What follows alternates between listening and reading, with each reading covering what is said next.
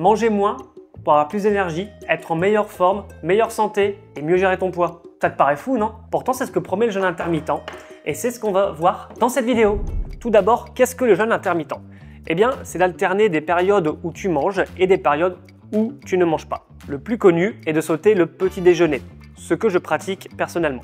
Donc là, tu te dis peut-être, oui, mais le petit déjeuner, c'est le repas le plus important de la journée. Si je ne mange pas, j'aurai pas d'énergie au travail ou à la salle de sport. Alors non, c'est faux.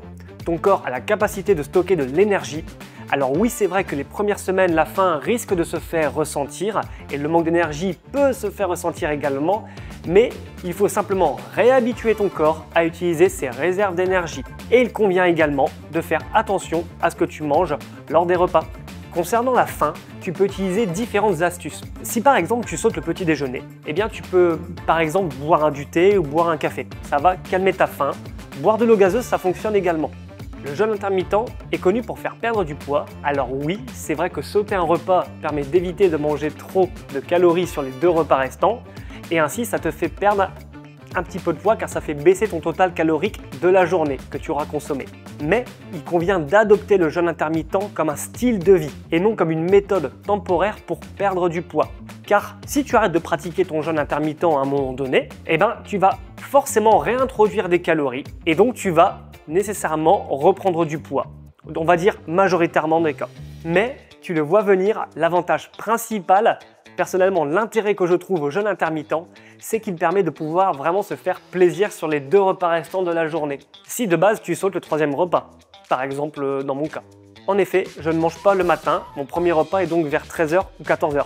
Et ensuite mon 2e repas va plutôt être aux alentours de 20h, 21h. Et l'avantage que je vais avoir sur le repas du soir, c'est que je vais me faire plaisir en termes de total calorique. Puisque, en plus de ne pas manger le matin, je vais manger plus léger le midi. C'est la stratégie qui me convient et qui peut-être te convient également. Que ce soit chez moi ou lors d'un restaurant, le fait de choisir de ne pas manger le matin et de manger léger le midi, ça va permettre de manger plus de calories le soir. Et personnellement, j'aime bien me coucher le ventre plein. Au-delà de la notion de plaisir, tu vas aussi avoir la notion de concentration et d'énergie au cours de ta journée. En effet, qui dit ne pas manger, dit ne pas digérer. Et tu me vois venir, si tu ne digères pas, eh bien tu risques d'être plus alerte et plus frais au niveau de ta concentration. Ce qui peut être vraiment très utile si la plupart de tes tâches se déroulent par exemple le matin et que tu décides justement de ne pas manger le matin. Par exemple, si tu es entrepreneur, tu as peut-être une routine où tu fais tes tâches les plus compliquées le matin justement, eh ben, ça peut être intéressant dans ce cas-là. Au moins, tu es frais, tu es concentré, tu cales ta faim avec un café, un petit peu d'eau gazeuse et après, les tâches plus tranquilles, tu manges avant et tu peux le faire sous digestion. Enfin, dernier gros avantage, c'est concernant ta santé. Tu vas développer une meilleure sensibilité à l'insuline, c'est-à-dire stocker moins de masse grasse et limiter le risque de développer des diabètes et des fringales. Tu as également, après 12 à 16 heures de jeûne, une activation de l'autophagie. Qu'est-ce que c'est que ce machin? En fait, ça veut dire que ton corps va détruire les cellules abîmées et va se régénérer. Donc ça va produire un effet anti-âge grâce à cette régénération cellulaire. Ok, très bien Martin, c'est beau tout ça, mais comment je fais pour m'entraîner le matin sans manger?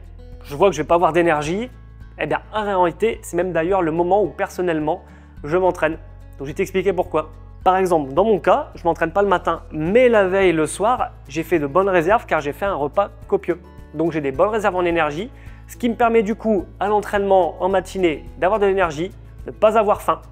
Encore une fois, n'oublie pas que ton corps est capable de stocker de l'énergie. C'est pas simplement, tu manges une barre de céréales, tu l'utilises immédiatement. Ton corps ne fonctionne pas comme ça.